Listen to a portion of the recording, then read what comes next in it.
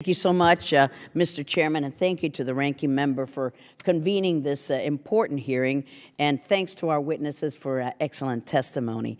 With so much going on around the world, the Syria conflict, the Iranian nuclear deal, North Korea's ballistic missiles, and everything in between, lamentably, we often overlook the plight of women in the developing world and our role and our responsibility for helping these women. We know that women in many developing countries oftentimes face insurmountable legal, cultural, and religious barriers to becoming the full and equal members of society that must be their natural right.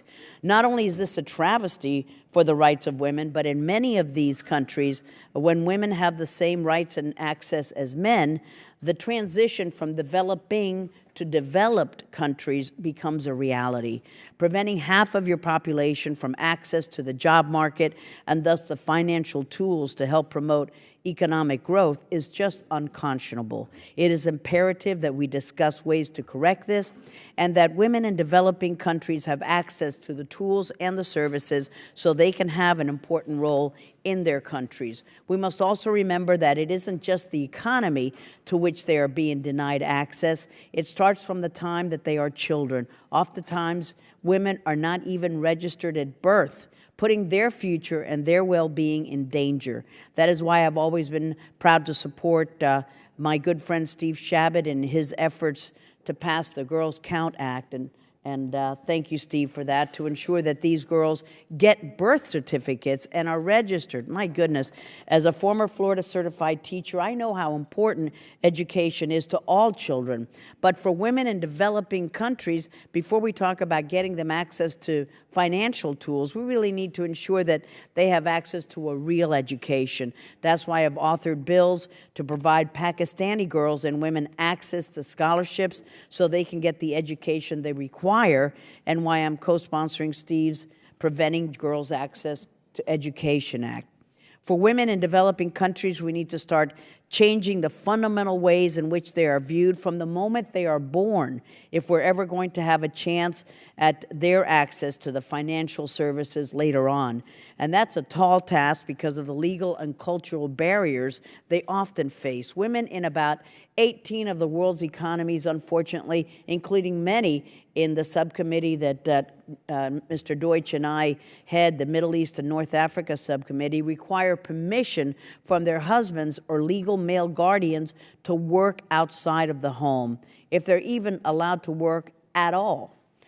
So I would ask the panel, how do you begin to make a change when so much discrimination is ingrained in the cultural norms and the societal norms and the values, when women from the time of birth are not viewed as equal to men? And how can we in the United States leverage our assistance and our role in the global stage effectively enough to promote the change that is needed? Thank you. Ambassador. Well, Congresswoman, thank you for those remarks and for your leadership. It is not all a dismal story. There is certainly a long road to climb and a journey that women are on all over the world. But there has indeed been progress, and a lot of the progress has come out of the leadership of our diplomatic and development efforts, as well as certainly those of others. And I think one of the key issues you mentioned is education. It is absolutely fundamental for a girl to be educated. Malala took a bullet just to make the case that girls have a right to an education. It is that mega change component because we know all of the things that come out of an educated girl in terms of the benefits that take place over her lifetime, the children she raises, the kind of job she has. Thank you, Ambassador. Any of the other two? Thank you, Dr. Suri. Thank you, Congresswoman. I guess I would say I think there's two parts of this. Education, I completely agree. I think that's also tied to financial inclusion. We've got some work in Kenya showing that when we gave households access to loans for these water tanks where you can store water, the girls went back to school. So kind of understanding not just kind of what's, not just attitudes, but what is actually preventing the girls from going to school, what are they doing, and how do we try to alleviate those constraints can be important.